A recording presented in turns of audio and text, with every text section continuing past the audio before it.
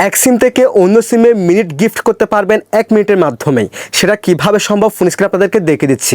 অবশ্যই পেজটিকে ফলো করে রাখবেন, চ্যানেলটিকে মাস্ট বি সাবস্ক্রাইব করে রাখবেন। এক সিম থেকে অন্য সিমে মিনিট গিফট করার জন্য আপনি যে সিম থেকে যে সিমে পাঠাবেন সে সিমের অফিসিয়াল অ্যাপসটার প্রয়োজন হবে। ফর এক্সাম্পল মাইরবি অ্যাপস, তারপর জিপি অ্যাপস, তারপর এরকম অ্যাপসগুলো আপনার প্রয়োজন হবে। সো আপনারা গুগল প্লে স্টোরে গিয়ে যে সিম থেকে আপনারা যে সিমে মিনিট গিফট করবেন সে সিমের অফিসিয়াল অ্যাপসটাকে ইনস্টল করবেন। ইনস্টল করার পর অ্যাপসটাকে ওপেন করে দিবেন। ওপেন করার পর নাম্বার দিয়ে এখানে আপনার লগ ইন করে ফেলবেন। এরপর একটু স্ক্রল করবেন, স্ক্রল করার পর এখানে চলে আসবেন, দেন এদিকে একটু সুইফট করার পর এই যে দেখেন গিফট, দেন এখান থেকে গিফটের এই অপশনে ক্লিক করে দিবেন। এরপর এখান থেকে আপনি কতদিনের জন্য তাকে মিনিট গিফট করবেন সেটা আপনি সিলেকশন করবেন। আমি এখানে 15 দিন দিলাম। দেন এখান থেকে ইন্টারনেট দিবেন কিনা সেটা আপনি সিলেকশন করবেন। তারপর দেখেন মিনিট কত মিনিট দিবেন, আমি এখান থেকে নিলাম 250 মিনিট, ঠিক আছে।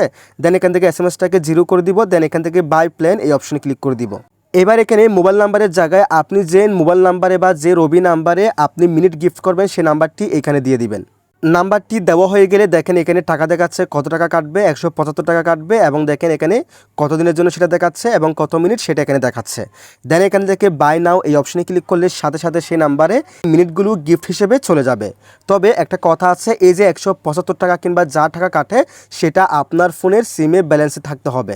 ব্যালেন্সে থাকলে দেন সেখান থেকে ব্যালেন্স থেকে টাকাটা কাটবে এবং এই মিনিটগুলো তার কাছে গিফট হিসেবে চলে যাবে। এছাড়া কিন্তু ধরেন আপনার ফোনে কিছু মিনিট আছে, আপনি সেখান থেকে তাকে মিনিট গিফট করতে চাচ্ছেন, ওরকম কিন্তু পারবেন না, ওরকম কোনো ওয়ে নাই।